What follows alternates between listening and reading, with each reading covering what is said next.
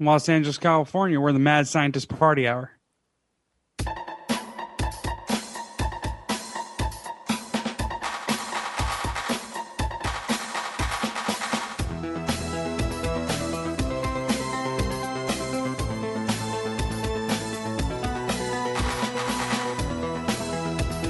Oh, hello, friends! Welcome back to another episode of Mad Scientist Party Hour. My name's Kevin Kraft, and I am joined by Geoff Clark. Yeah. Just me. Yeah. Come on. Can't I suck my own dick or be naked? Help me out. This is awkward. Come on. Make me naked. Well, see, the whole intro thing was kind of like the Simpsons couch gag, you know? It was a fun thing to keep like a fresh, new, recurring joke every week. I'm sure a few of them got recycled from time to time, but No. more or less it was a way of making a joke about it being an audio-only show. So you couldn't see Geoff, so you just had to take my word for it that Geoff was pantsless and his penis was out and usually had a boner. And since Geoff and I are in Southern California, and, you know, outside of last year, we're doing the show together in person, the third member of our trio was in Pennsylvania on a laptop, and we did it over Skype, and it was kind of just, you could tell one guy clearly wasn't in the room with the other two. So the joke of Shuddyboy being off somewhere doing something on like another planet or another universe or in a dumpster or somewhere was sort of just addressing that every week. Yeah, we got a guy that lives in the computer. Or I guess we had a guy in the computer. Right. Well, was it clear that I never picked up on that? Was it clear that he was on the computer, or did you just lean into that? I mean, you could tell audio-wise. Like, Shuddy definitely sounded, you know, we had Skype audio. You could tell Shuddyboy wasn't in the room with us. I feel like all the other podcasts I listen to, they do it the same way and kind of always have, especially when they had guests. And when I listen to ours, I don't really notice like any like off audio or anything different than like what major podcasters are doing. And my other podcast, me and my buddy do it through Zoom and have been this whole year. And I don't even know if he has a microphone, and our tech still sounds good. So as far as I know, I don't. Shuddy had one of those Blue Yeti mics, which the audio on those is pretty solid. Yeah. But, you know, all it takes is one little connection hiccup, or when he would turn into Robot Shuddy. But yeah, Shuddy quit the show in the past week. Do we know that for sure? Well, he's not here. He's not here right now. Yeah. I want to say he's taking a sabbatical. We're working through some issues, and I plan on helping figure this out, hopefully, and moving forward. But yes, Shuddy's not here. And I had to murder a digital dog today. I'm very upset about it. I took old Discord out back and shot her right in the head. Yeah, we touched on this briefly last week towards the end of the show, that some people in our Discord, for some reason, have so much free time on their hands, they decided to fucking get involved in a completely different Discord and crash it and troll it. And the people in that Discord did some digital sleuthing. So it turns out the people... I'm not the people, like a couple people. I don't even know how many people it was, but a couple people in our Discord weren't quite as clever as they thought they were. So they were able to trace the fan base back, and one of them changed their Discord name to Geoff Clark. So they thought it was one of the hosts of the show trolling another Discord, and these people got very bummed out about it and started like doing negative review bombs of the show and trying to report us to Discord and get us in trouble and shit. And Shuddy got super pissed about it, and Shuddy got pissed at Geoff that Geoff wasn't pissed enough or something like that. And Shuddy, you know, exploded and had a meltdown and quit the show, and he's gone radio silent. It's very, very, very weird. Like this show, it's tough when, you know, three friends are essentially doing, you know, I don't know if you could clarify this as a business, but it is work. You know, we put effort into this. We keep a regular schedule. It's once a week. You know, we do stuff outside of this. We made, you know, we make all the content for our Patreon and stuff. So it is. We're working together. We're friends. We work together, and sometimes we butt heads, and sometimes shit gets emotional. And Shuddyboy is a very emotional guy who will just go from 0 to a million in a split second. And I'm not gonna lie, I've had my moments where I get bitchy, and I've had to be talked off the ledge a couple of times where I'm just like, man, is this even fucking worth it? Like, this is such a headache. Sometimes it doesn't feel like it's worth it. And I wanted to just be like, maybe it is worth just hanging it up. You know, the show's been going for a very long time. Maybe it's run its course. And then I calm down, and either Geoff or Shuddy will talk me off a ledge, and you know, we don't miss a beat. The show's there next week. But this is, and Shuddy usually, I don't know, what does Shuddy quit the show like 3 times a year or something like that? Yeah, he gets pretty mad often. This isn't the most random occurrence, but yeah, with that kind of stuff, like you're the, you know, it sounds corny, but you're the rock with all that. Like you, even as mad as I've actually quit the show. Now I maintained, me and you, I talked a little bit about it. Me and you bickered at the end, like in the final few messages, but it was in my head and how I remember, it was mostly a scheduling issue. And once you hit me up to come back on, there wasn't a lot of conversation. It was like, yeah, dude, I'm down. Like my schedule is free. Hey, let's do it. Like there was no lingering beef, right? And as mad as you've ever gotten at us, and it's happened quite often, I'm not the easiest one to deal with. You know, I've have quite the fucking employment skeletons in my closet. I can tell you that. You've never like quit, really, or not really. You've never quit, and you know, so I would say like you're the least vaginal out of all of us because of which, you know, it is tough because a lot of times, you know, like we said, Shuddy is a very emotional guy. It doesn't take much to set him off, and when he gets set off, there's no middle ground. He goes scorched fucking earth right away.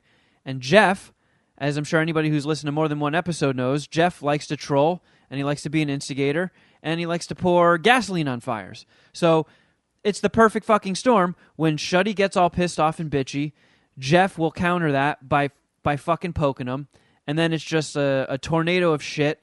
And then I'm sitting here like with my thumb up my ass, like, God damn it, this is supposed to be fun. We're doing a fucking comedy show. What the hell is going on here? And then in the irony of all this, you motherfuckers on YouTube call me a diva. Go figure that. My God. I mean, the base logic of everything you said makes sense. I have some pieces I like to argue, and I'll save that between you and Shuddy when we get there. But like, yeah, I hear you. You know, like I didn't act the best here. You know, I have my frustrations with Shuddy and how he carried himself throughout this. And, you know, I have points that I'd want to argue, but like, yeah, it's just, it doesn't need to be this much beef over something that to me is not that big of an issue. And I certainly exasperated it. So, I mean, that's fair. That's a fair summation of what happened. And I got my beef with both of you guys, but Geoff and I have been talking. Shuddy and I haven't. Shuddy's gone radio silent, and you can't, I don't know, I think it's goddamn near impossible to have, you know, a professional and personal relationship with people and not butt heads from time to time. It's going to happen, and, you know, we always work it out. Just because, you know, some of us have beef with each other. Even sometimes there's some 3-way triangle human centipede beef. And that's going to happen. It's completely unavoidable, but I'm always willing to work shit out. I think it's the weirdest possible way this ever could have fucking played out. Like, the one thing that ever drove Shuddyboy from the show, what appears to be at this point permanently, being like just a couple knuckleheads in our Discord going and fucking with people in a different Discord to put him in I'm taking my ball and going home mode. I wish I had a better answer for the Puminati. I wish this made more sense. I wish there was a more satisfying answer. Selfishly for myself, because I'm just as confused as everybody listening to this right now. It makes no fucking sense to me. I've talked to a lot of people, that we know personally, and they're just as confused. And I don't know. I initially hit up Shuddy, and I'm like, I don't know. Level with me. Is there something else going on, or like, have you just been meaning to quit the show for a while, and you were looking for anything to hang your hat on? Because I'm gonna level with you, dude. This seems so fucking bizarre to me. Like I almost feel like you're trolling me. Like this is like performance art or some shit. And he was gung ho about it. Like he's fucking history. It's so weird. It's so weird. I don't get it. It's more than he gave me. We were going back and forth in the group chat, and he went off on me, and he said stuff to me that I thought was uncalled for. So in my head, I was like, oh, okay, we're beefing. Cool, let's do this. And I look at it because you have a sister. He has a sister, right? Not that I know you don't have a brother. He doesn't have a brother at all, right? No. I have two brothers. Right? I've gotten into so many fucking fights with these guys over the years, over the dumbest shit. Then a day or two later, we play a video game together and whatever, right? And, I anticipate him coming back and all that stuff. So, like, when I mean this when I say it, like, I look at us like brothers. I'm like, yeah, we're going to beef, but we're not going to walk. Like, I'm not going to fucking walk out. You're not going to walk out. I know how he is. I know how fucking hot-headed he can be. And this sounds stupid, but I didn't see it getting to this point. I really didn't. I didn't sound stupid. I know as I'm saying it, it's like, oh, dipshit. But I didn't think it was gonna get to this point. And I know I fucking riled him up, and in a sense, my attitude and how I carried myself suggested that I really wanted to get to this point. I always figured that like we would just, we would have kangaroo court on the fucking on the podcast, like. I had my argument on how he was a dick and how he was wrong and you were a pussy and he's a pussy. And I was going to serve you guys or I was going to get fucking dunked on, one of the two. But either way, it would be good content and we would move forward.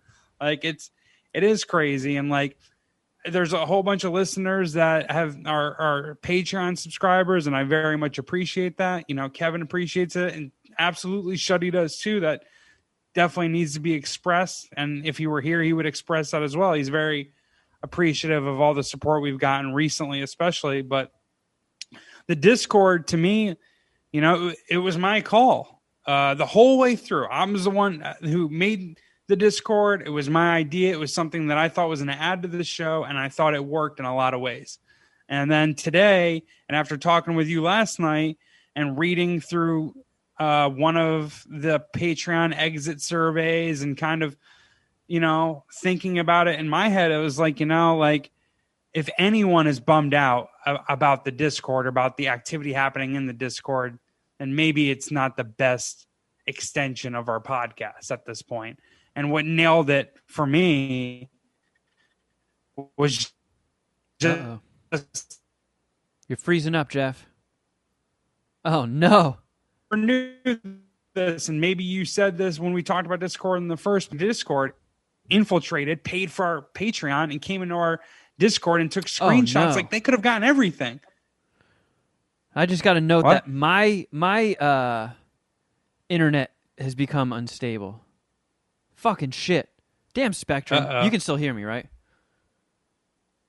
Geoff? I can still hear you. So, Can you not hear me? No, I can hear you. Oh, okay. We might be out of sync. Yeah, this happened to my podcast last week. My other podcast, my buddy has Spectrum in Long Beach, and like the east side of Long Beach, Spectrum just went down. It went down for like 3 hours. Yeah, that's Spectrum's specialty, but being a bag of shit.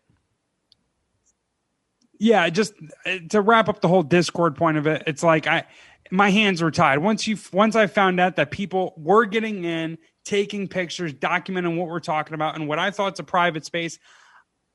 I want to have locker room talk. I want to talk shit with the guys, the girls, say whatever the fuck I want and not worry about it coming back to me, because you know how I like to tell jokes. You know how I like to bullshit. if it's written down, it looks really, really bad. Like I might be able to explain it here on the podcast. The words, the black and white of it, it looks bad. It looks bad. So like now that I found out that people can do that, it's like, all right, I got to murder Discord. Like I can't. That can't happen. Yeah, so we lost the connection got a little funky as you were explaining things, but like somebody from the Discord server that the handful of knuckleheads decided to go and fuck with, like completely, I don't even know why they chose to do that and why they chose to bring it to our home base. Like it certainly wasn't anything we egged on or promoted or instigated. They just fucking took it upon themselves, did it, and then came back to our home base chuckling about it, and we're like, all right, what are you fucking idiots doing? Yeah. But somebody from that Discord is like that's the thing. You can't fuck around on the internet because there's always a bigger nerd. There's always a bigger dork, and there's always somebody that understands how to fucking like hack the mainframe and shit. So this guy tracked down these people, traced them back to the show, blamed the show for it, and some guy found how people are getting into our Discord by joining the Patreon. So he joins the Patreon, he gets an invite, and he goes in, and he Aaron Brockoviched it. He took like all these screenshots of those people talking about the fucking the trolling they were doing. So they screenshotted it and tried to like get us booted off of Discord, which upon hearing about that, I was like, what a fucking godsend that would be. The Discord's just a fucking pain in the ass. It has been for a very long time. So, yeah, it's gone. That's what happens. You play stupid games, and here's the fucking stupid prize. We tried to provide a cool service, and it backfired on us. Yeah, I'm way more mad. I'll say this. I'm way more mad at Cincinnati Discord than I am Puminati, but I gave these guys a good amount of shit about it. Over Discord. It's like, I mean, I have my feelings about Shuddy and the way he handled it and the trolling and how much fun that could be and how much content this could be if it was pivoted the right way. But like that being said, they found exactly where you were. Like you weren't clever. They literally showed up to the headquarters and took pictures. Like don't use our name. Don't use the podcast to do this in the future. But on top of it, like, why don't you just be a little more clever? Like, what the fuck, dude? Like, they came right to your headquarters. Yeah. Damn it. Our headquarters. Yeah. Just a reminder, not even just for, the people who were in the Discord, but just in general, a good rule of thumb, fuckery usually does have consequences. Like, if you went and did that shit in person, like, you just went up to a group of people and started trolling them, odds are one of them might try and kick your ass or something. Or, I don't know. Call the cops. Call the cops. Yeah, I hear you. Do something. Yeah. And it's the same shit if you do it fucking online. Like, yeah, the newsflash in life. Sometimes there are fucking consequences. Sometimes you can't just go off and be a cocksucker and walk away scot-free. Like, you poke. In general, people look to poke back. And you fucking got us poked. And we didn't even do anything. Oh, man, that shit pisses me off, dude. It pisses me off. Like, we essentially, like, this is what really, like, frustrates me most about it. Like, and this is where we differ. I don't want to, like, ask these fucking retards for forgiveness. Like, to me, like, okay, you and I, Shuddy, didn't do anything. Our fans did. We have to answer for that. I have to, me personally, I have to answer for that. And I'm okay with that. That sucks. I'm really bummed out about the bad reviews, but it's not a big deal in the grand scheme of things. We'll move on, right? It's just, yeah, I don't know. It's just fucking, yeah, it's frustrating that, like, it got back to us, and it's like, it's just frustrating that, like, these fools would, like, infiltrate, pay for our Patreon, take pictures of it, report us to Discord, troll us, troll our podcast, knowing we didn't really have anything to do with it, and then we're supposed to ask them for forgiveness. Like, fuck you. It pisses me off. It pisses me off. And in another world, in another lifetime, I think you, younger Shuddy, younger me, younger you, go after these guys in a goofy, creative way. Maybe not. Maybe I'm tripping, but like it pisses me off that like they literally trolled us. They gave our fucking podcast a negative review and they never listened to the podcast. Like that's you can't sit there and bitch about trolling and then fight trolling with trolling. I don't know. Fuck me. I mean, there's definitely truth to that. There's bitch assness all around. And all I wanted to do was, crack a mic and tell a few jokes, slap some smiles on faces, and, the show's been going for over a decade. So I guess in some sense, we should consider ourselves lucky that there hasn't been more fuckery like this. Yeah. That's kind of what I want to say to Shuddy. Like, by summertime, when you come out here, it'll be cool. We're good. Right? Like, what are we talking about here? It's a bunch of fucking Cincinnati pussies. We acted like pussies in Discord. Let's all move on. We'll have a little kangaroo court, put on the boxing gloves, get over it the next day. So I don't know. Like we've said, there's been a lot of behind the scenes drama over the years that never spilled out into the air. Once we got it resolved, it's sort of in the past, and it's like, all right, cool. Now that that's over with, let's get back to the real mission and just putting on a comedy show. So it's never come to this before. We've never had to crack the mics and be like, well, Shuddy's not here because he's still butthurt. It's been 7 days and we didn't resolve it. And he's not returning our texts. He's gone radio silent on us. So all I can imagine is, and he did, I will say this too. Shuddy did go pretty fucking scorched earth on his way out. So who knows? Wait, to you or just like in general in our conversation? Yeah, in general. Okay. In many different ways. Sure. And we've lost Patreon subscribers due to both sides of what's happening. So it's all fucking weird. It's all fucking weird. And and I know that if you look at our download numbers compared to our Patreon subscribers, there's a way more people listening right now that have no fucking clue what we're even talking about. So our bad. Sorry, guys. This is more or less just giving everybody as much info as possible as to what's going on. I mean, a fucking third of the show is gone, and they're expecting 3 windows. That's a big part of what people love about the show is the fucking chemistry. We are similar in a lot of ways, but the magic in the ingredients, the magic juice, is the fucking differences in the three of us.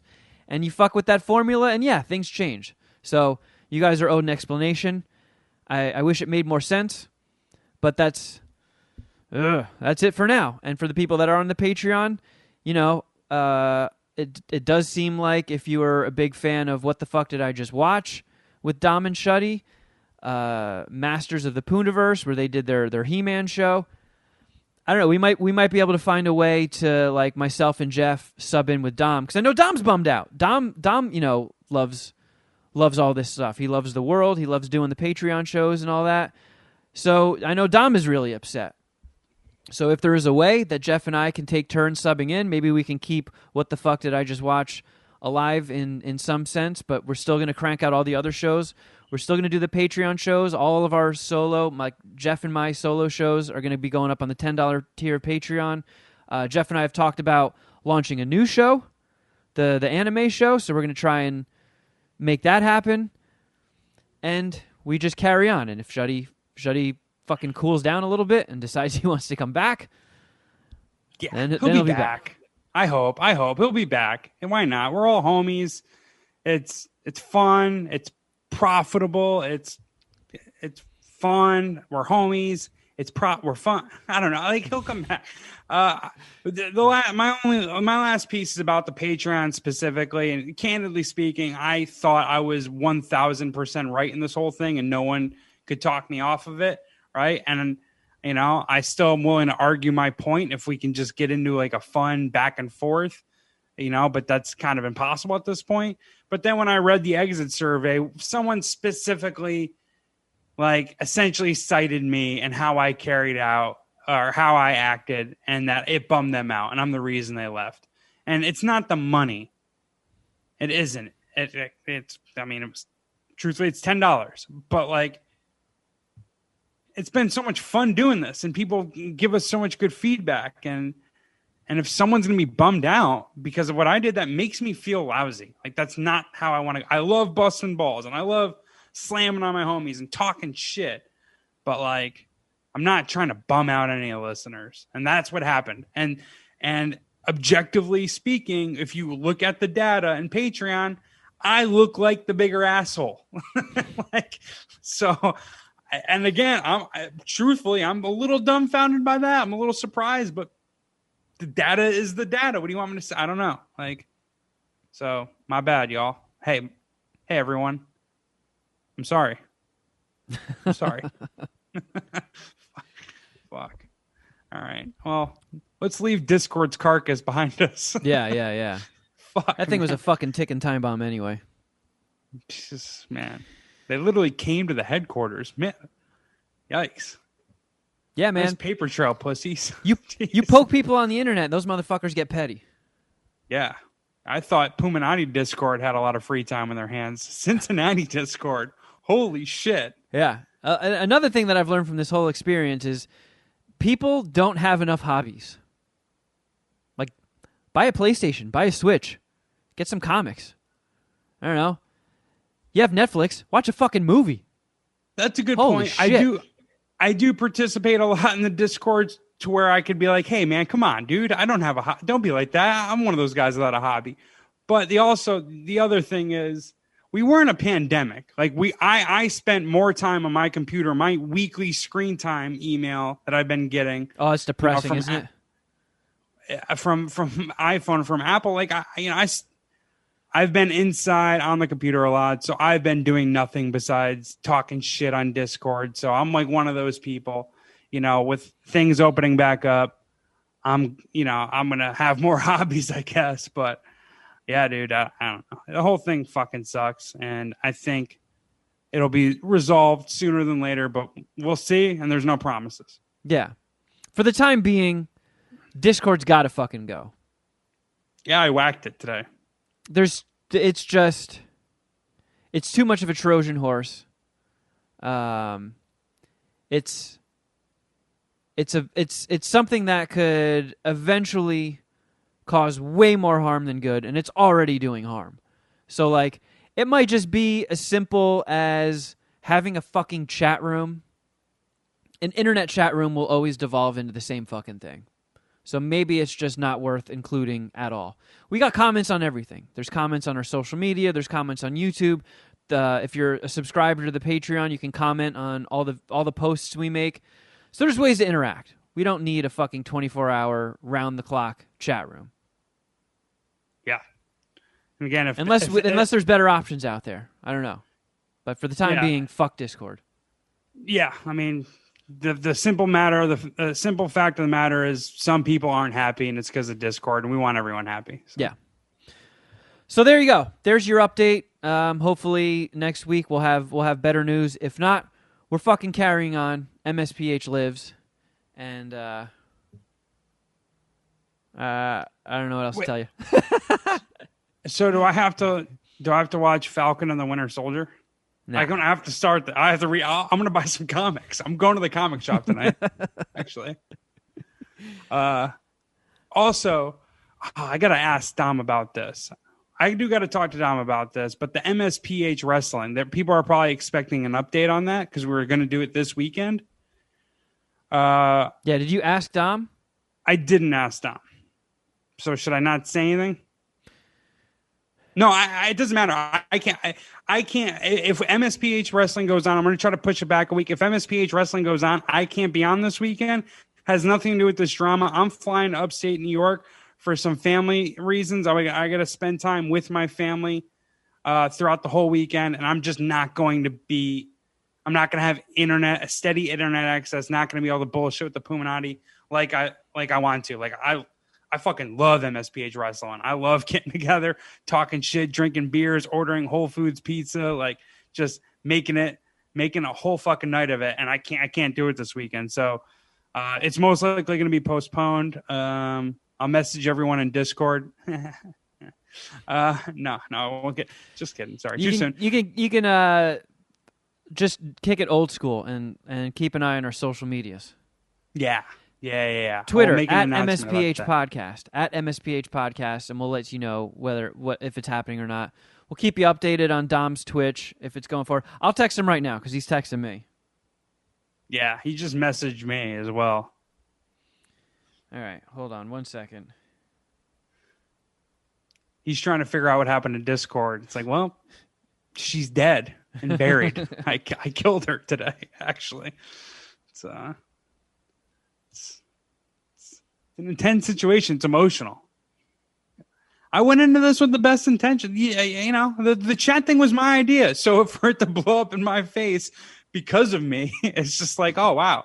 I'm getting spit roasted by Discord. Yeah, who could have seen that coming? Not me, right? Yep. My butthole and mouth are surprised. Well, aside from that. Yeah. Anyways. Now that weirdness is out of the way. I did. Did you watch anything?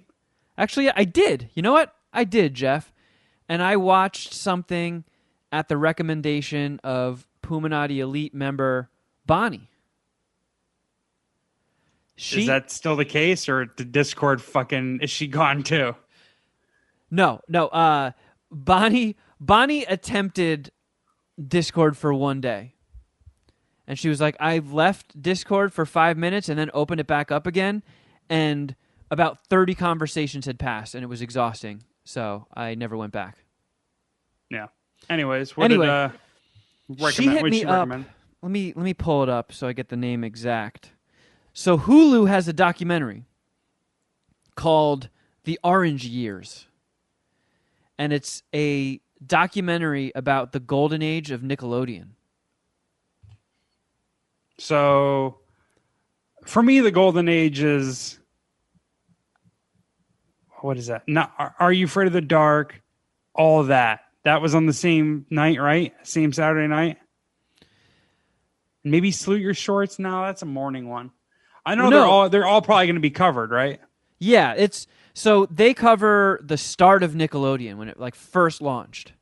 And I guess when it first launched, it was completely different. They had no idea what they were really trying to do, so they had weird educational stuff on there, and the programming was not very Nickelodeon-ish. And it even got into, okay, so I've mentioned this a sprinkling of times real briefly, but I have this distinct memory in my head, because I feel like everybody growing up loved Sesame Street, and I did not like Sesame Street. Something about it just never landed with me. Even as a kid, I thought it was stupid. And I remember seeing a thing one time where there was this weird, beady-eyed, rat mole puppet woman who ate a fucking pie filled with worms. And I remember just her appearance was weirding me out, and then when she ate a pie of worms, it really freaked me out, and I was like, fuck this, I'm out. And every time I've mentioned that, people are like, I have no idea what you're talking about. That sounds like a false memory or a dream you had. When I started watching this Nickelodeon documentary, they started showing, I guess the show that launched all of it was a show called Pinwheel. Do you remember that at all? No, I'm going to Google it. It's really old. So it might be before your time, but there was a show called Pinwheel, and it was basically like a dollar bin Sesame Street. It had low budget, but it was the same exact thing. It was a bunch of puppets and humans mixed in and random animation and stuff. And the theme song was like, pinwheel, pinwheel, spinning around. Look at my pinwheel and see what I found. And then it just repeated over and over and over. Nice, dude. But I have a distinct memory of that. And they showed footage from it. And if you go to 4 minutes and 50 seconds in this Nickelodeon documentary, you can see that fucking mole rat woman puppet. And I almost fell off my fucking couch when I saw it. I was like, oh my God. And all these memories came flooding back. That's the thing. that's the thing that made me hate Puppets and Sesame Street. So that was kind of what launched Nickelodeon, was sort of the popularity of Pinwheel, and the people involved in that just started getting involved in other programming and stuff. But it got into when they started working on the branding of Nickelodeon, and they started just picking content from other countries and stuff. So they were taking Japanese cartoons and just dubbing them, or just cartoons from other countries and just dubbing them in English. And then they got the rights to you can't do that on television, which is the origin of this horn. And it was a Canadian comedy skit show for kids that actually, I think it was Alanis Morissette's first gig. No shit. So it's like the Mickey Mouse Club for Canada? Yeah, pretty much. Okay. But it was really edgy stuff. Like, there was one of the recurring skits was this disgusting cafeteria worker named Barf or something like, or Blarf, something Barf related, and he would say disgusting things and put boogers in burgers. And then when the kids would get so grossed out they would puke, he would hold a bucket out and catch their puke, because that was an ingredient in his food. Oh, it was really, really gross. And in the early 80s or maybe late 70s, if kids were watching gross TV shows, their parents didn't like freak out and write letters and be like, and get them into therapy. It was just like, you kids and your fucking gross shit.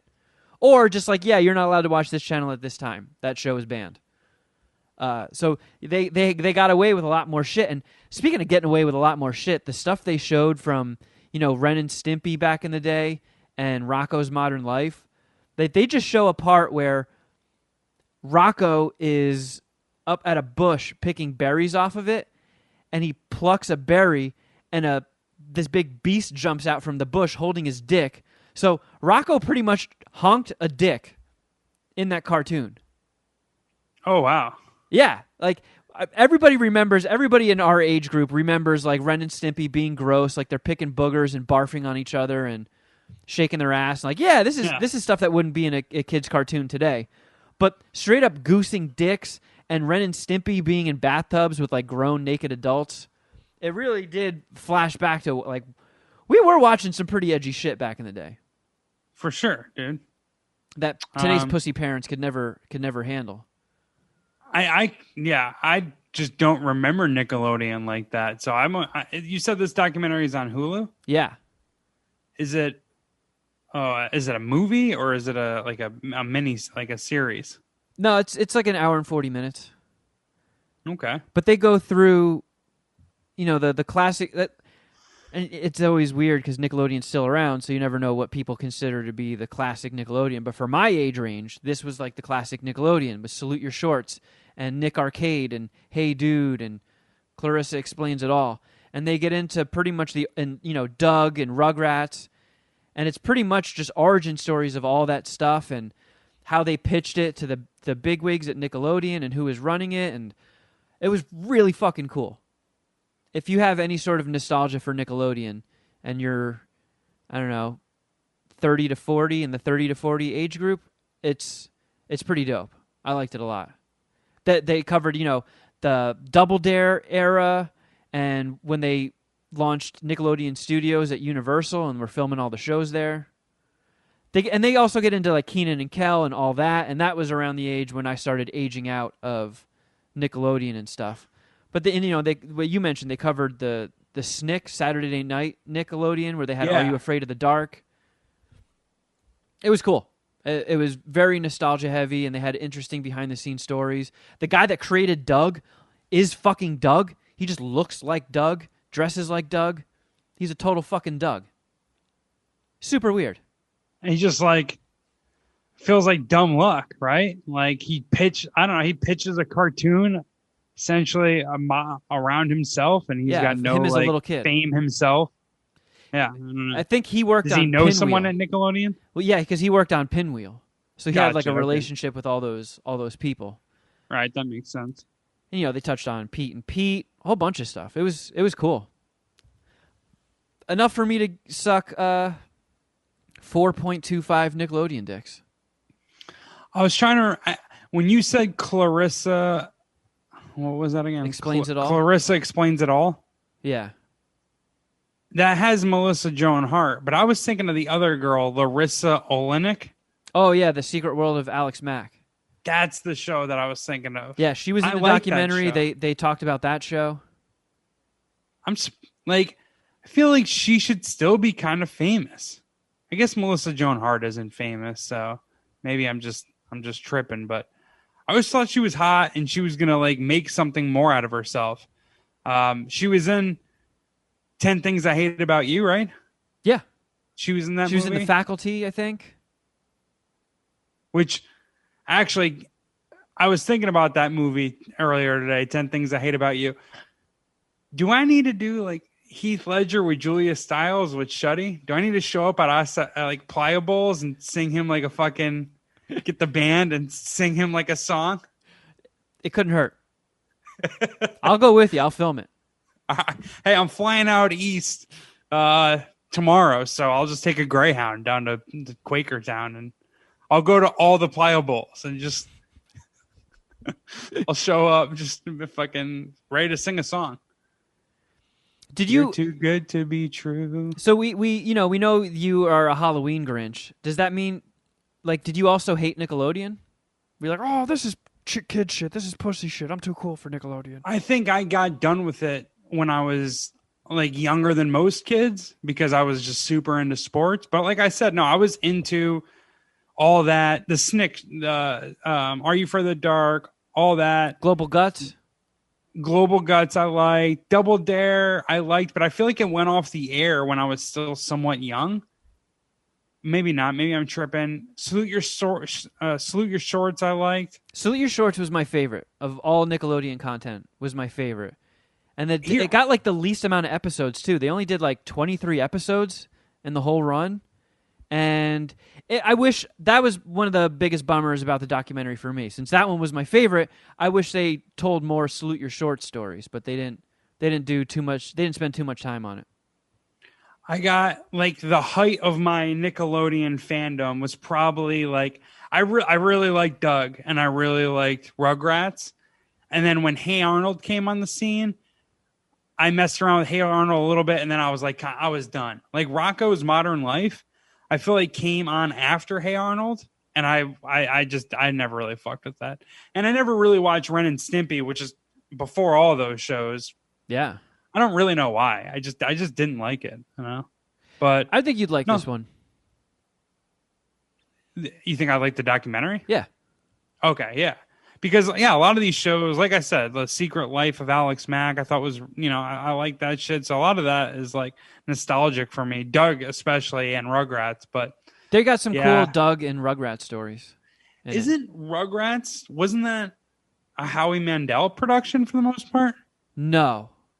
Howie Mandel was Bobby's World. Okay. I could have swore he was a voice in that. Nah. Maybe I'm tripping. I guess I'm tripping. I'm gonna Google it. Howie Mandel Rugrats. I felt like he was the father. I'm just talking way out of my ass right now. You might be right, but I don't think so. I don't think Howie was a voice on it. Well, my next question was, because you would have known that if it were true, if Howie Mandel was like one of the showrunners for Rugrats. Like I wonder if he would, like, the showrunners for Rugrats are still making money off it. Rugrats went on forever, and then they made movies and stuff. I don't know. It's probably all getting like another wave of money since I think it's all streaming on Paramount Plus now. Yeah. I tell you what. I mean, let me ask you this about like being a kid. Was there ever an appeal to get slimed? Yeah. For sure. I still really want to get slimed. Like proper slimed. Like I don't want somebody to fucking dump green water on my head. Yeah. It's got to look like... Go to Poop Slime Alley. Get this done. That is not the slime I'm interested in. Yeah. I want real slime. I'll take either the goopy, slimy stuff from Double Dare or the weird, chunky shit they dumped on people on You Can't Do That on Television. Well, they still have Nickelodeon, right? And they still slime to an extent. So it's not outside of the realm of possibility that you could be slimed. No, also, we have to get MSPH nominated for a Kids' Choice Award, and then we have to win. And then when I go and accept my award, they'll slime me. Yeah, well, Discord's not going to help us with the People's Choice Award. No, fuck no. That just you guys all. I want you all to think about this long and hard. You killed my dreams of ever being slimed. Great. I hope you're happy, MSPH Discord. Now Kevin's pissed and Shuddy's pissed. That's it. You know what? End this Zoom. I'm out of here. I fucking quit too. I'm gonna go I'm gonna get published to the internet. Fuck you guys. I'm gonna spend all my free time trying to make slime.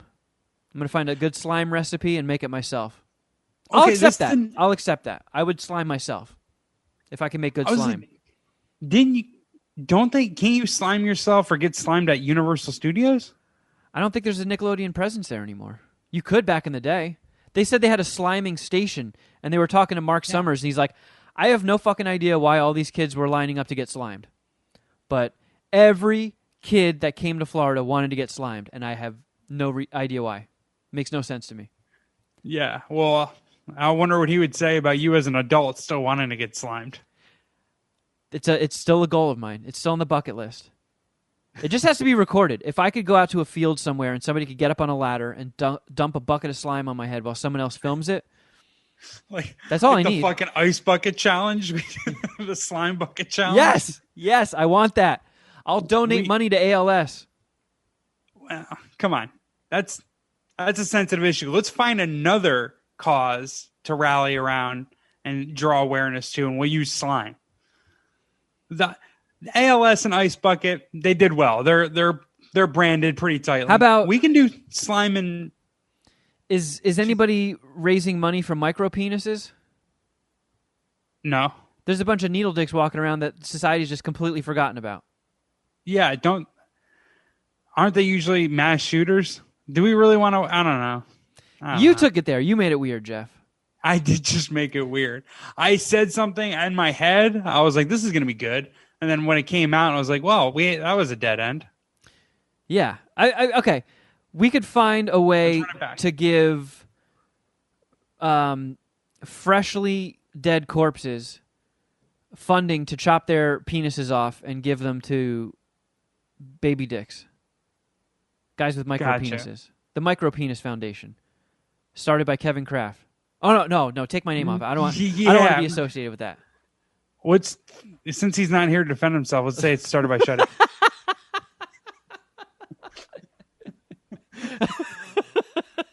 Terrible. He's not going to come back. Edit this out. That was terrible. I take that back, Shuddy. How about you? Did you watch anything? I didn't know. Thank you for tying down that question. I wasn't sure where the "how about you" was going or where that was. How about you? Do you have a micro penis? Yeah. How big's your dick? How about you? I watched a Netflix documentary called "This Is a Robbery." It's the world's biggest art heist, and as soon as I saw the thumbnail and the description on Netflix, I didn't even have to watch the trailer. I pretty much, I saw it in my living room as I was getting a cup of water, and I pretty much sprinted back to my bedroom to watch this. And it lived up to the billing for me. I'm into art. I'm in, heist shit is cool. And is there a cooler way? Maybe not. I've recently seen Rush again, so race car driver is a pretty cool way to make money, but is there a cooler way, or how many cooler ways is there to make money or have a profession outside of art thief? That's pretty sweet, right? It's sweet, but how much longevity is in that career? Well, that's the point. Probably not much. So one of the guys that it was a 4-part documentary series. Each part is an hour. And they're talking about the 1990 $500 million Isabel Stewart Gardner heist, which is in Massachusetts. It's a museum, Isabel Stewart Gardner Museum. 13 pieces were stolen, including a Rembrandt and a Vermeer, and it all totaled to $500 million. So, yeah, a lot of money, right? Say it again. I know. I just said, "Holy shit!" And that also made me wonder, because you were you pointing out that is there a cooler way to make a living than being an art thief? it would probably suck for you and I because we don't know what we're doing. We would get caught in 5 seconds. But wouldn't that be like when technology, who knows, maybe in 20 years, maybe longer, but if they perfect really, really cool VR or even like Matrix type shit where we can get ports in the back of our heads and somebody can jack us into a simulation where we have all the tools and the know-how and you could pretty much just do what feels like a real-life art heist. And if a security guard shoots you, it's just game over and you don't go to jail. That would be really fun, wouldn't it? Wasn't it? Did you ever play the Mission Impossible video game where you had to like one of the? I think it was the Mission Impossible video game where you know how in the first Mission Impossible he breaks into the CIA room and he can't hit the floor. Yeah, that the iconic like him like with his hands out floating on his chest or whatever. Yeah. Yeah. I'm pretty sure that like that I remember that scene just being or that there being a Mission Impossible game and that scene being awesome or that video game sequence being awesome and kind of like match what I wanted it to at the time. And this is like the next step of that, the next evolution of that, where you do VR of like bank heist, art heist, just like crazy shit. I mean, that's what we're all hoping for out of video games, right? It's essentially like Grand Theft Auto, but VR. Yeah. Right? Like how much shit could I get into and get away with? And if I can't, well, let's hit restart. Fuck it. Yeah, and being an art heists, I feel like that is the most sophisticated criminal. Like if you're picturing somebody who does an art heist, it's probably like a spindly mustache or like a lady in a cool dress with diamonds. I feel like art heists are very fancy. Robbing banks and like gangbanging is a little on the rugged side. But the real fancy pants is we'll do art heists. Yeah, because with a bank robbery, you need a gun. And like it's probably got to be done by force. There is more finesse that's needed to rob paintings. I would assume, right? And it was just it's crazy because these there's a $10 million reward. They still haven't found the paintings. There's a $10 million reward as to like information about the paintings. But like who comes up with the $10 million? Like how, like does the Isabel Stewart Gardner Museum, they have an endowment? Like they're fucking Harvard, like they're Yale, like who shells the money? And rich people, because rich people like to donate to fancy museums so they can get their name put somewhere big, and then it's like a dick flex where, you know, if you're single, you take somebody who you perhaps would like to bone and be like, look at that, see that wing of that fancy museum everybody's heard of? That's my name on there. What do you say we get out of here and go poor? That's Illuminati money. Like you don't even really need game if you have that kind of money. Like the Guggenheims. Like we got a whole museum. We have a whole museum, and the museum is an art piece. Like it's fucking like it's amazing the kind of like power or like I don't know reputation or clout you probably have in order to get like artwork donated to you or to donate to a museum or to have museum wings named after you, and you know so a lot of like the hypothesis or a lot of the guesses, about who possibly committed the heist, a lot of it tracks back to the Boston Mafia and just the mafia and organized crime in New England and Boston. I would start with George Clooney. He seems like a guy who might be able to pull this off. And this is what to me is most interesting about it is it's crazy how many of like the Boston Mafia are also FBI informants. So these guys figured out. I heard you guys are looking for a Rembrandt. Yeah. So essentially, like the mafia would steal art to use it as bargaining chips to reduce sentences. So like, there's a guy who's like who got out of jail a few years ago, who got out like 15 years earlier, and no one knows how. And like essentially someone just emailed the courts and like, yeah, his sentence reduced for murder. His sentence got reduced. It's like, what the fuck? So like there's guesses, like people just like rationalize this with like, oh, this guy has an art piece and he gave it up in order to get out of jail sooner.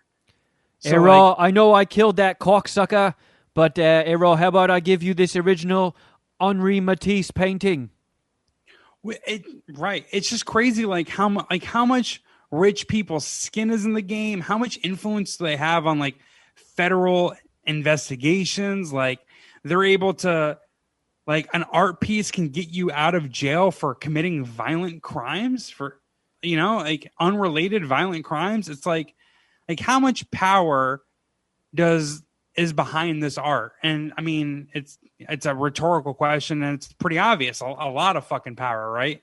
Especially if no one who is named is offering up $10 million rewards for this artwork. But one of the first episodes, they were talking about this guy named Miles Connor, who's like an infamous, one of the most infamous art thieves, in America, in the world. And he was the original like suspect to this case. And apparently they ruled him out because he was in prison serving time for another art heist that he had. But like this guy, like they only spent like 10 or 15 minutes on his backstory. Then they kind of introduced him or brought him back into the documentary in the following episodes. But like this guy had like the coolest existence. Like he moonlight as a local rock star. His defense attorney is like, this guy is like a genius level IQ. I guess his father was like a lawyer. His brother was a doctor. His sister was something else that like takes intelligence. And this motherfucker was like, nah, I'm going to be a criminal. And just use every bit of his intelligence to like steal art and like work with the mafia. And like, it was just like the hooded outlaw life was what this guy wanted. And it's gnarly, dude. And I just thought it was a really interesting documentary. I'm very biased. I say that I feel like a lot before I give a positive review of the documentary. But you watched the whole series? I did, yeah. I banged it out in 2 nights. So I did 3 episodes one night, and then I finished it the next night. I give it 4 dicks. That's solid. I know fucking really good. There's a big portion of the Puminati that fucks with documentaries. So we just gave 2. 1 movie, 1 series. Specifically, it's perfect because Bonnie recommended to you the Orange Years. That's what it's called, the Orange Years? Yeah, on Hulu. And I would assume she either is interested in this Netflix documentary or has already seen it, because she's obviously super interested in documentaries. And we've talked here or there on Instagram about true crime documentaries that we're both into. I'm assuming she's into it. So Bonnie, hit me up. Let me know what how many This Is a Robbery dicks you'd suck, because I'm going down on 4 of them. So. Oh, don't touch these 4 dicks. They're mine. Yeah, I called dibs on these 4 dicks. The Miles Connors. Man, speaking of movies and stuff, big fucking casualty out here in L.A. The ArcLight, my beloved theater. I didn't break the news to you. I kind of wanted to be the guy to break the news to you. I've broken some, personally, you know this, and we're not going to dive into it. I've broken some pretty tough news lately. So I was in a mental spot to be like, you know what? I can be the one to talk. I love Kevin. He's my brother. I can tell him this. I can tell him this. But you found out before I told you, didn't you? I got more texts about the ArcLight closing than when Gizmo died. I really loved that fucking theater, man. It was the Cadillac of movie theaters. Tickets were like $1 or so more. Actually, I don't know, because AMC's were pretty pricey towards the end there too. But like, I don't know, it was like $17-18 for a ticket. They got kind of steep, but it was worth it. The theaters were sparkling clean. You never stepped in like sticky soda spilled shit on the way to your seat. There was never gross sticky shit on your seat.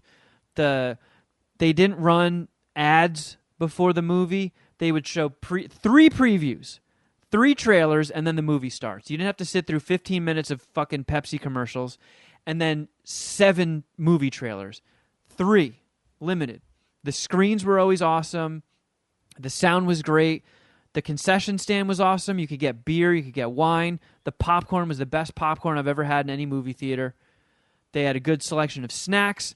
The whole thing. I loved all the little details. They had a uniform for all the employees, and on their name tag, underneath their name, it would say their favorite movie. And I loved just seeing what everybody's favorite movie was. Just if you're a movie nerd, that place was heaven. I went there once a week, easily, sometimes more. Had a lot of fun experiences there. Sometimes they would just throw random surprises at you. Like you'd be sitting in a movie, and then on your way out, the fucking director and star would be waiting by the exit to shake everybody's hands on their way out and say thank you for coming. I saw 22 Jump Street there. Jonah Hill and Channing Tatum got up in front of the screen during the credits and thanked everybody. I was going to ask you about that. I was at that movie. I forgot if it was that one, but yeah, it was Channing Tatum and Jonah Hill. Yeah, yeah, they did cool shit like that all the time, and it wasn't announced. Like sometimes they had announced stuff. I had gone there and seen Q&As for movies, like our homie Ilya Neischuler, whose movie Nobody is killing it lately.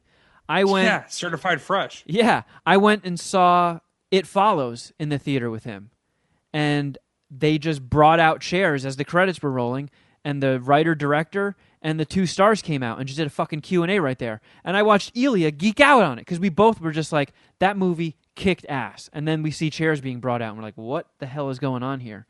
And I watched, who's now, a pretty big name in directing, got Hardcore Henry and Nobody. I watched him geek out to another filmmaker about his film. And it was just stuff like that doesn't happen when you go to an AMC. Like, that was ArcLight shit. They had cool events. I saw, the Edgar Wright trilogy. I watched Shaun of the Dead, Hot Fuzz, and when Hot Fuzz ended, World's End started at midnight. And Bill Hader did a Q&A with, Edgar Wright and Nick Frost and Simon Pegg in between movies, and Tarantino was sitting in the audience. I mean, that place has been a staple in LA for decades, and even before ArcLight bought the theaters, the Dome in Hollywood is appears in tons of movies. There's been tons of premieres there. It's prominently featured in Once Upon a Time in Hollywood. That was me. My light at the end of the tunnel. That was like, I can't wait until COVID's over so I can go sit in the ArcLight and watch a movie in the ArcLight again. Yeah, that was essentially, I feel like, what you were mentally preparing to be. Like, this is the end of COVID. Yeah. I'm at the ArcLight. We're done with this fucking weak shit. And yeah, I mean, for me, like, I don't know, it got more on my radar because I was huge into Entourage, and that was in the Entourage theme sequence. I just always saw it, and that's like how it first like got on my radar. I was like, oh shit, that's a big theater. And my brother, huge film nerd, much more of a film nerd and film buff than I am, talked to me about it, about how it's Quentin Tarantino's one of his favorite theaters. So, and then obviously going with you over the years, and it always felt like, now granted, I'm driving up from Long Beach or from a different part of LA, hanging out with you, making it at night, but it always felt like going to see a movie at the ArcLight Cinerama or the Dome or whatever. It just felt bigger. Like, it felt like a bigger movie experience. And what I would liken it to, and you kind of alluded to this, I got to use my sports analogies, but like Michael Jordan calls Madison Square Garden the Mecca of basketball, right? And then they talked about it with a star basketball player last night, and he was just like giddy, like fucking ear to ear smile, like, oh my God, I love playing here. And it's like very similar to like the ArcLight, the Dome. It's like like the Mecca of movies. Like, this is like, I don't know, for lack of a better term, ground zero of like Hollywood superstardom. Yeah, it didn't feel like just going to the movies. And I'd seen hundreds and hundreds of movies at the ArcLight, and every time I went, it felt like an event. Like, I'm not just going to the movies. It was like an event. Even just going by myself. I went by myself all the fucking time. I have an ArcLight membership card with thousands of points on it that I never got to use. Yeah, who's going to give you that fucking popcorn now? I don't know. We talked about it somewhat recently, and I just always, it's still like, it blows my mind that we're pretty much at the end of the close to the end of the pandemic here, and they couldn't hold on a little longer. I know. It's so weird. Like, they already got the go-ahead to open. Movie theaters are open, and ArcLight put out a statement saying, like, yeah, we're going to wait until, the vaccination percentage is a little bit higher and the COVID cases are down, and there's more movies being put into theaters that will motivate people to go to the movies again. They're like, it's coming. It's going to happen soon, but it's not quite yet. We're going to wait a little bit. And then I think that was 3 or 4 weeks ago, and now they're just like, yeah, we're out of business. Every ArcLight is shutting down. Yeah, I don't get it. Like, why the original message? If I don't know. Maybe it was a red herring. Maybe that was a distraction. Like, they knew they were closing, but they weren't ready to announce it yet. So they're just like, oh, we're gonna wait a little bit. But they got cool shit. Like, every ArcLight theater, when you're in the lobby, every week there was a different display. So, when Avengers came out, they had all the original Avengers costumes like propped up on mannequins in a display case. They had just every time you went there was a new display case with movie props of something that was showing in the theater. It was like a museum visit and a movie. It sounds really weird to get so bummed out about a movie theater closing, but it was, I don't know, for LA movie nerds, it was a big piece of the experience. And that being gone is a big old wind up soccer kick to the gonads. Yeah, just compounds the epic terribleness this podcast has had for the past week or two. I mean, yeah. How often or how many times a month do you think you would go to the ArcLight? Like, it's fair and very reasonable for you to be butthurt. At least twice, right? At least probably more. No, I mean every movie. No, it was. I mean, I always had a movie to review on MSPH, so it was at least once a week. And you'd get those weekends in the summer where 3 bangers would come out in 1 week, and it's like, oh fuck, I gotta space this out. I'm gonna have to come back in a couple weekdays. I'm gonna move into the ArcLight. Seriously. I don't know. And as somebody who's an aspiring filmmaker and a writer, just the idea of going to the ArcLight and being able to see one of my own movies was such a driving force. That was, fantasy in my head. Like that's the ultimate. I could never imagine what it would feel like to go to the ArcLight and see something I wrote, to plop down and watch. It doesn't even have to be the dome. I don't even know if I'd be able to handle that. If they put Iron Lung in the fucking dome, they'd have to put me in a plexiglass booth because I would probably explode. That'd be too much for me to handle. Well, now the new goal is the Chinese theater, right? Which, I guess. It's not bad. It's not a cool theater. It is a cool theater. It's cool. Yeah, it's famous. Yeah. If you had to settle for the Chinese theater, that would be all right? Yeah. But what goes in there?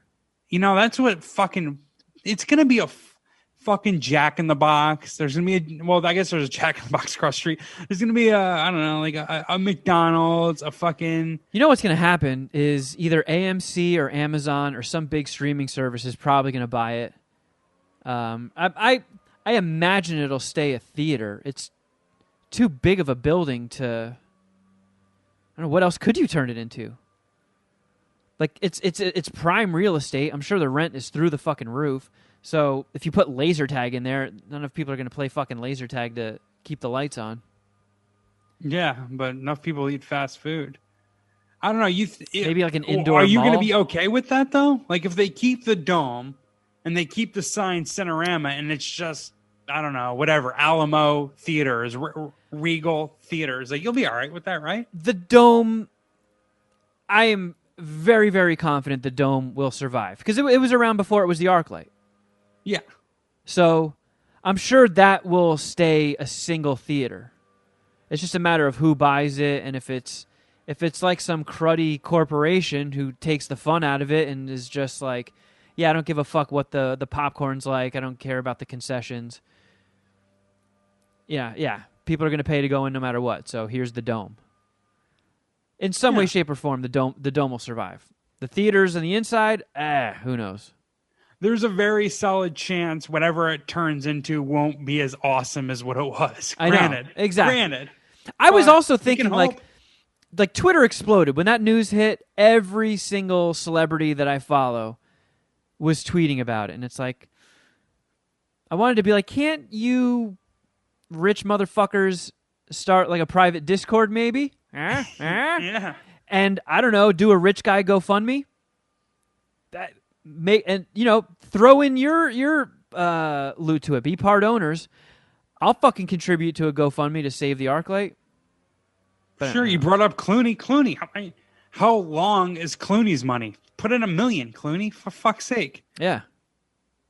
Tarantino, you could throw some bucks at that, right? I feel like he always got screwed over trying to get premieres at the ArcLight. If you're part owner, no one can tell you no. Yeah.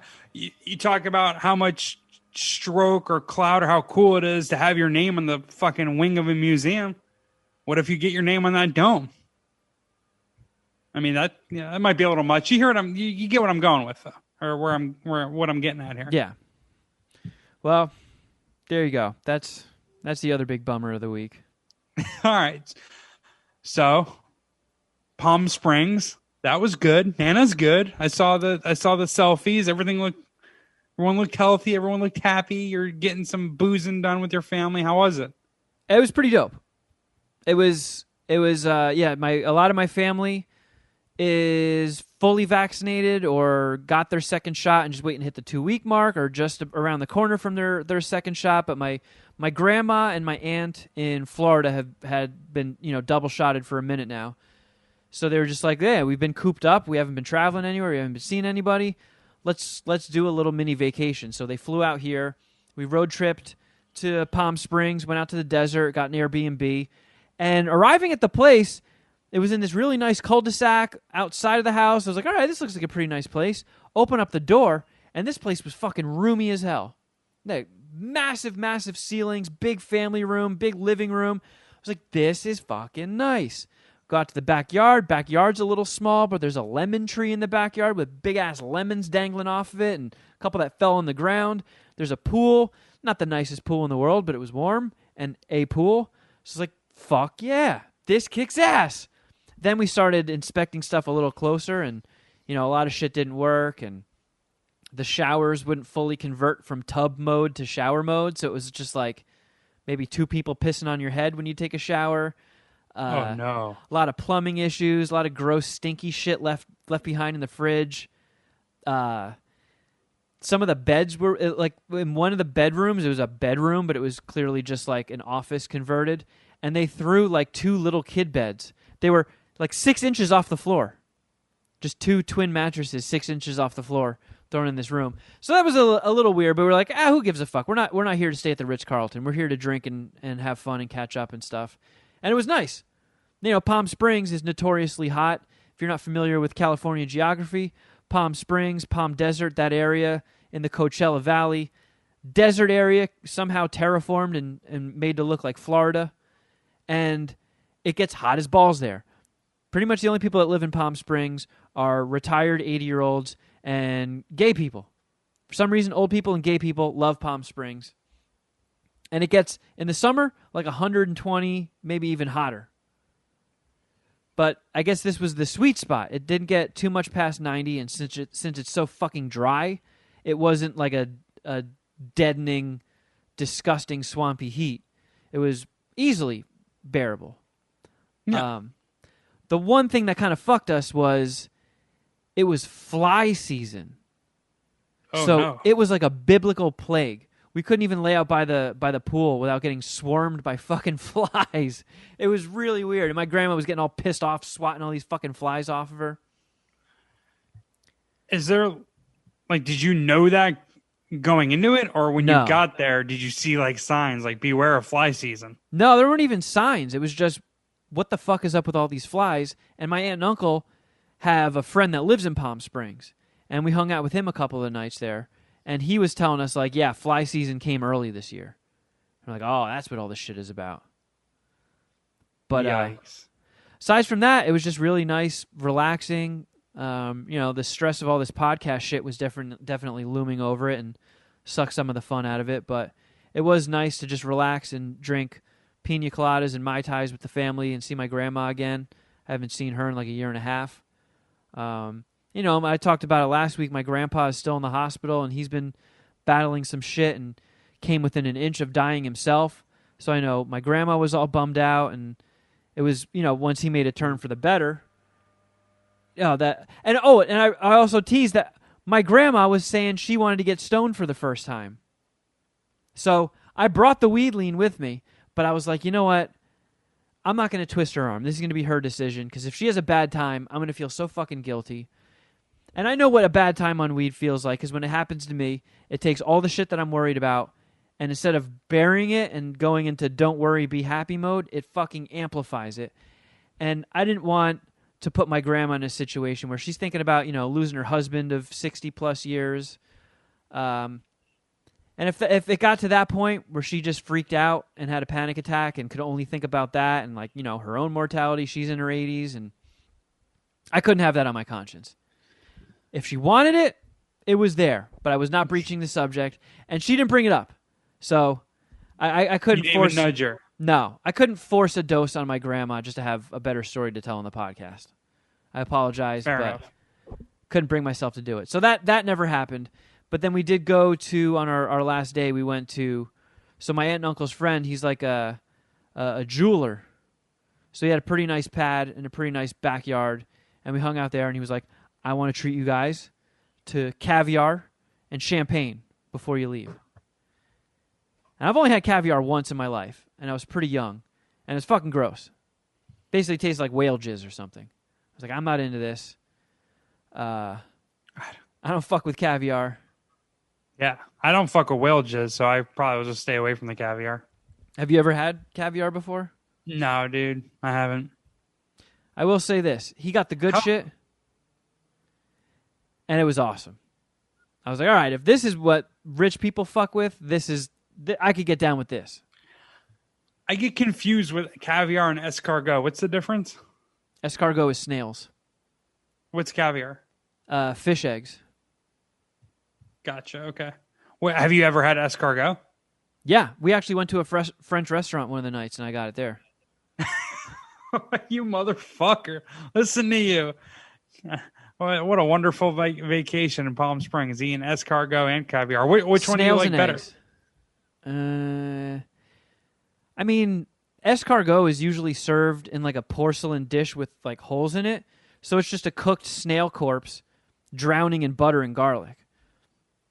So it's essentially just like a meat sponge for butter and garlic. So if you like the taste of butter and garlic, you're chilling. Okay. But I guess the caviar and stuff, it was paired with other things. It was on like, thin cut raw salmon and crackers and little cucumber wedges with cream fraiche. Was it really cream fraiche? Yeah. Nice. Was it good? I had a hard time not giggling at that, because of South Park. Yeah, but did it taste good? I've never had cream fraiche. Yeah. Oh, yeah, it kicked ass. It was fucking awesome. I was like, all right, now I get what rich people see in this shit. If I was Moneybags Magoo, I might throw little caviar shindigs in my backyard from time to time. You're inspired? I see it. When you grow up, you want to be just like your grandparents' friends, that jeweler. It was my aunt and uncle's friend. Oh, excuse me. But he was a wild guy. Eccentric, you were saying. Eccentric, yeah. He's a gay dude, and he's got some loot, and he loves to live lavishly, and he told a story about every fucking thing in his house, like the statue, how much it costs to ship it to America, and I wasn't put off by that. I usually, when I am around, I live in a fucking goofy one-bedroom apartment where I'm surrounded by comic books. When I go to somebody who has a nice house and has cool shit, I'm always wondering, like, man, I wonder what that fucking costs. What does it take to get something like that? And he was very free with that information. So I never even had to wonder too long before I found out how much something cost. And I was like, all right. I could see how some people get put off by this, but I fucking like that. I like the flex, and you answered the question going on in my inner monologue. Yeah. This statue over here, this basic bitch that only paid $100,000 for it. Whatever. I don't even want to talk about it any further. Let's go to this other one. Yeah. But, I mean, yeah, that was about it. Palm Springs trip wasn't all that eventful. The drive there, I've only been to Palm Springs like once or twice, and it was when I was working for Brody Stevens' TV show on Comedy Central. So we went there for one day of filming. Straight up like 10 years ago, huh?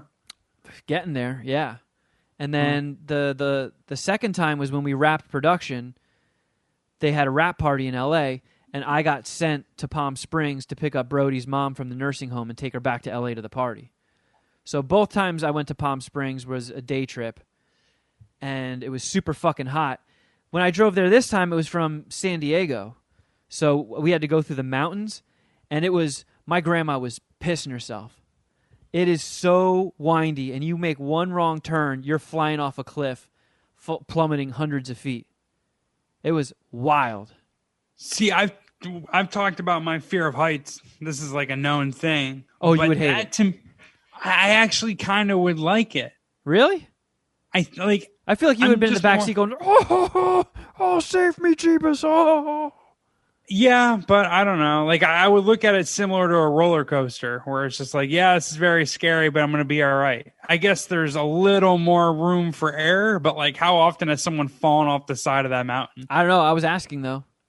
Yeah, I'm sure. Yeah, I'm sure. Dude, yeah, I'm sure you were, buddy. That's a way to keep everyone calm. Hey, no, I asked afterwards. Die down here. I asked afterwards because we took 2 cars to get there, so it was just me, my grandma, and my cousin, and I knew they didn't really have the answers I was looking for. So I was like, all right, I'm just gonna.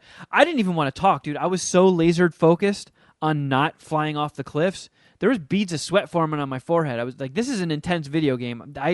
All of my concentration is dedicated to not driving off a cliff right now. Oh, you were driving. Yeah. Too. Okay, yeah. It was so fucking windy. And every time you guys don't think we're going to die here, do you? Dude, my grandma straight up thought we were done for. So were you driving like super slow? You have to, right? I mean, I was going the speed limit, but even that felt a little bit iffy. And then there were cars behind me, and some of them were kind of like on my ass. And I was like, man, you fucking serious, dude? Fucking townies, dude. I felt like what I was driving was pushing the limit, and this guy wanted to go faster. And I was like, well, you can eat shit, dude. I'm not driving any faster than this. Yeah, dude, for sure. Like, I probably could, but I didn't want to. These turns were legit, and if you spin out, lose control, or anything, right off a fucking cliff. And that is the end of you. You don't have a point to prove. You're with your grandmother. Yeah. Whatever. What am I trying to do here? Yeah. I mean, man, that sounds like a trip. So no texting while driving, huh? No. Was that during the beef of the MSPH beef? That would have been a perfect time to hit you with text. The phone was in its cradle and had GPS up. There was no fuckery going on there. No death metal? Were you listening to death metal with grandma? No. It is fucking... What do you put on? What music do you rock?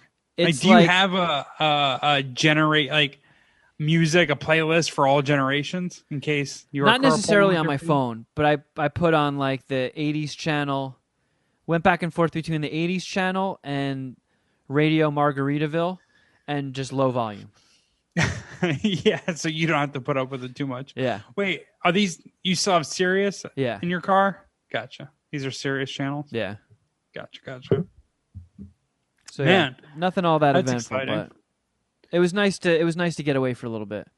Anything that closely enough resembled a vacation was definitely welcomed at this point. You know, I'm 2 weeks past my second shot, so it's starting to feel a little bit more real. I'm ready.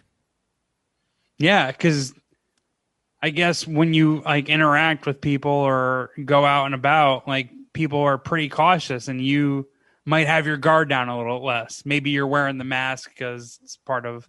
Well, yeah, you wear the mask because you got it. It's still suggested and all that, but like there has to be. Yeah, I've said this a number of times. There has to be a little pep to your step, and for sure, yeah. You know what I mean? I mean, there's even times now where it's like, oh fuck, forgot, still got to wear masks. Don't you want, I don't know, like I would be addicted. This is like one of the things why I do really want to get the vaccine. I should get it sooner than later because I would be almost addicted to telling people that I got the vaccine just to see how their attitude changed around me. Like I'm going to walk into Ralph's without my mask on. I'll have a mask in my pocket, but, oh, sir, put on your mask. Oh, sorry, I'm vaccinated. I forgot. Silly me, I forgot. That's the antibodies thinking. Yeah, sorry, I'm just super healthy and I'm vaccinated. I just forgot. I take things for granted, like my health. Yeah, I'm so past all of this COVID shit I'm on such another level than you guys. I completely forgot. Silly me. What a bonehead, huh? Yeah, you fucking flex with your vaccine.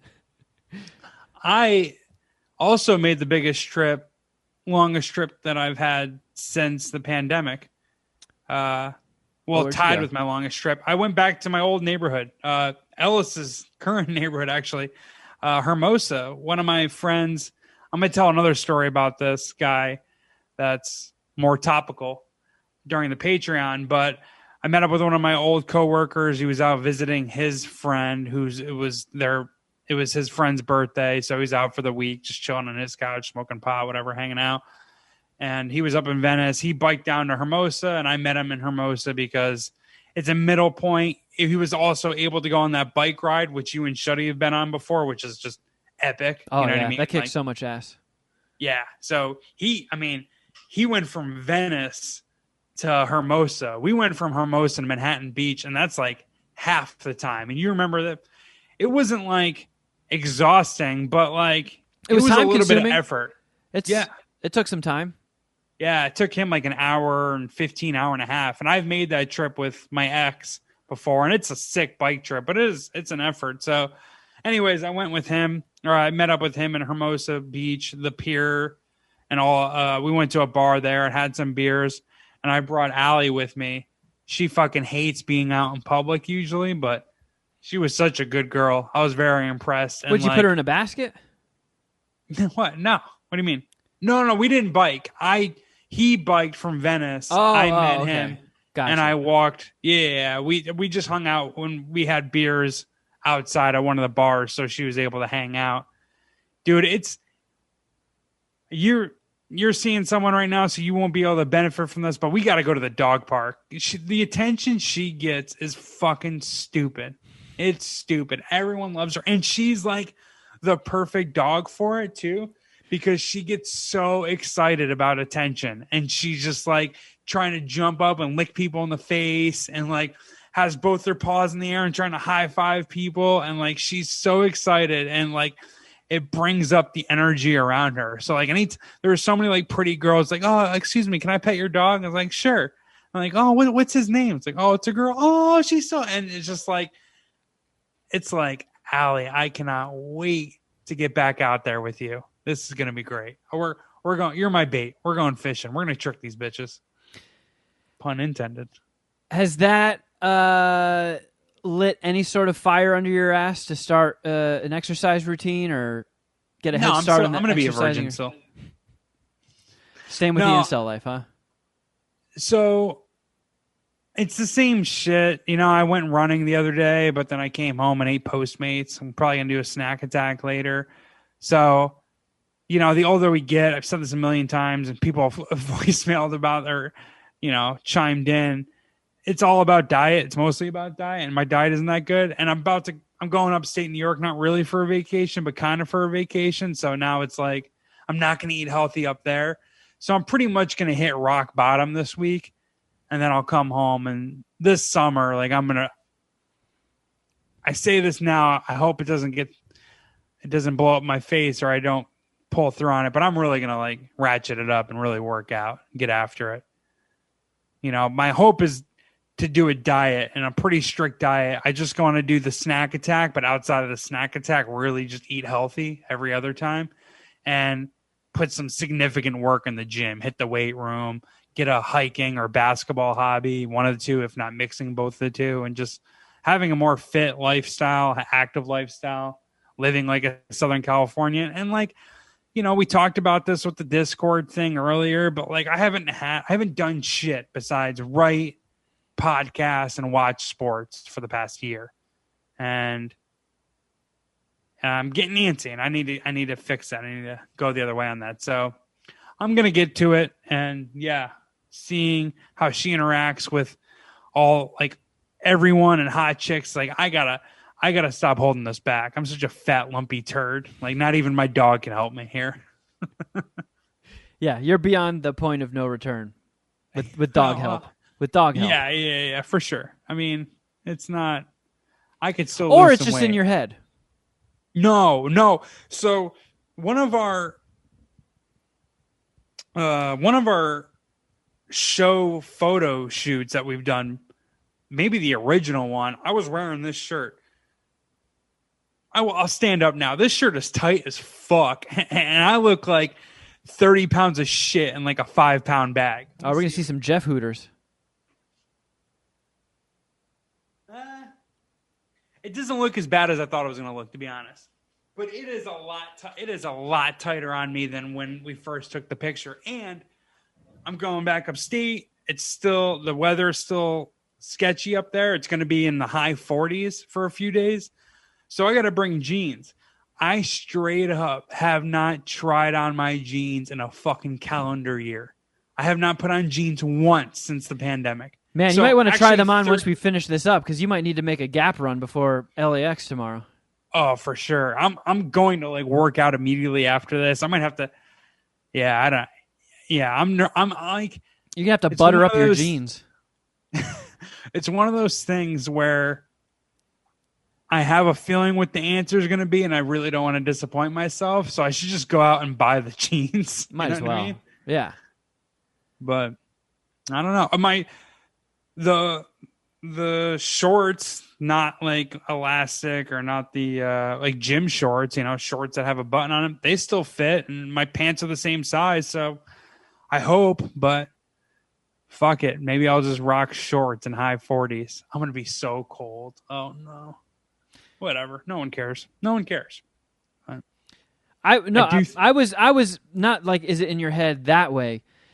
Like, do you think you could still spit game and get girls in your current situation? No. All right. Well, I mean, yeah, of course. There is a market for my fat ass. Yeah, can you go to a plus size dog park? Yeah.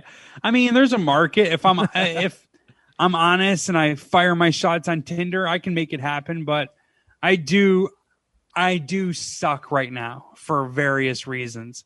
So, and I've talked about this, I feel like, definitely with you, but I want like a month or two in the gym where it's not just working out and physically looking better. It's like structure. Like I'm doing work from 7 a.m. to 1. I'm hitting the gym. I'm coming back. I'm doing some other hobby, doing some other thing that maybe can better my existence. And then, you know what I mean? I'm like in a routine.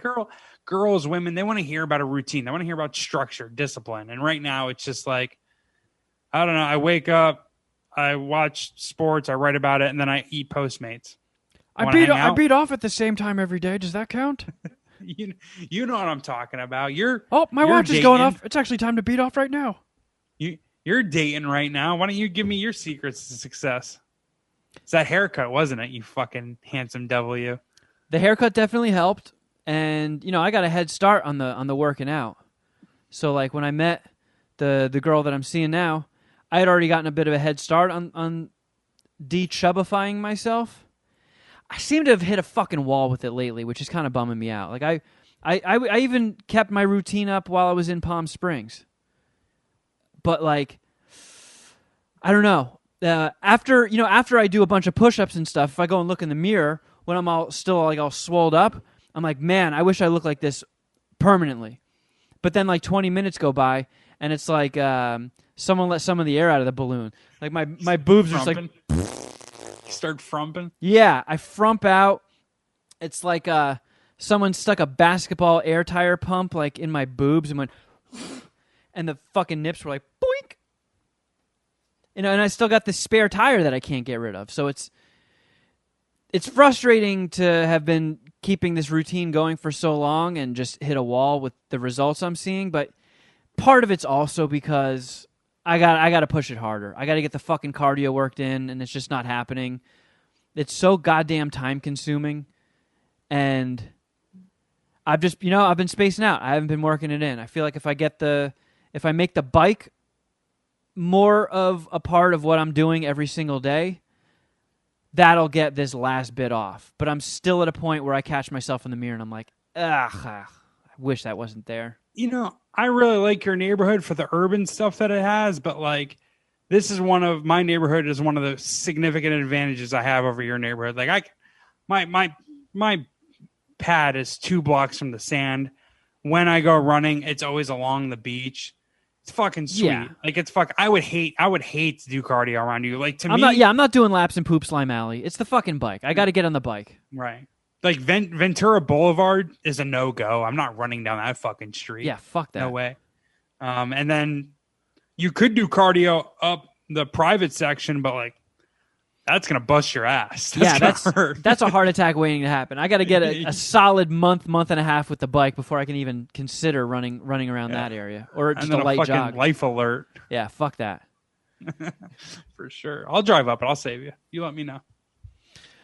All right, well, just checking the time. We did it, Jeff. Do you need a week off?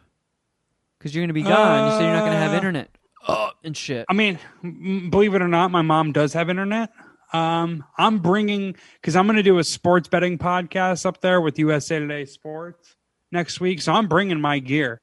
I plan on being good to go. The only issue could be my mom's internet does kind of suck. Could be the internet, but I'm fully good to. I think I'm good to go here. Okay. And I did get a response from Dom. So we're gonna push MSPH to May 8th. Okay. So May 8th will be the next MSPH wrestling. Jeff's got some, family stuff to attend to. Times are still a little weird right now. I'm sure shit's still gonna be fucking weird on Saturday. So we'll see what happens by Saturday, May 8th. 2-week delay, but it's coming. It's still there. Dom's got it all put together.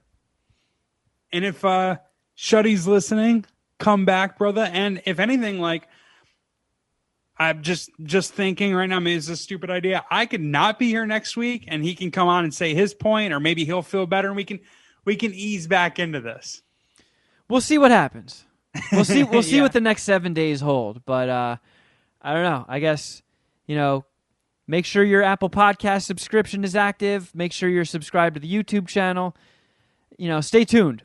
We'll get some alerts. We'll see what happens in a week. This podcast, we're going to be all right. It's going to remain funny. It's going to get back to being chill, not having drama.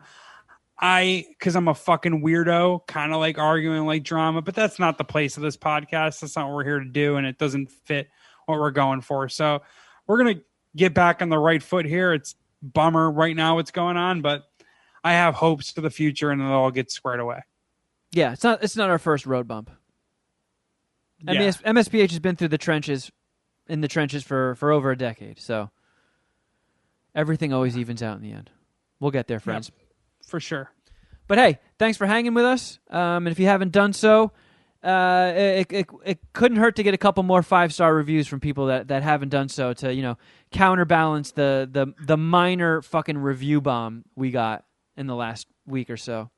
Yeah. For real. We need to push those to the bottom, so help us out, listeners. Yeah. And if you want to follow us on Instagram, I'm at Kevin Kraft. At Geoff Records. And at MSPH Podcast. Don't forget you can listen to Fade the Media, Jeff's other podcast. Let's see. I know we got a bunch of voicemails. We'll try and get to those next week.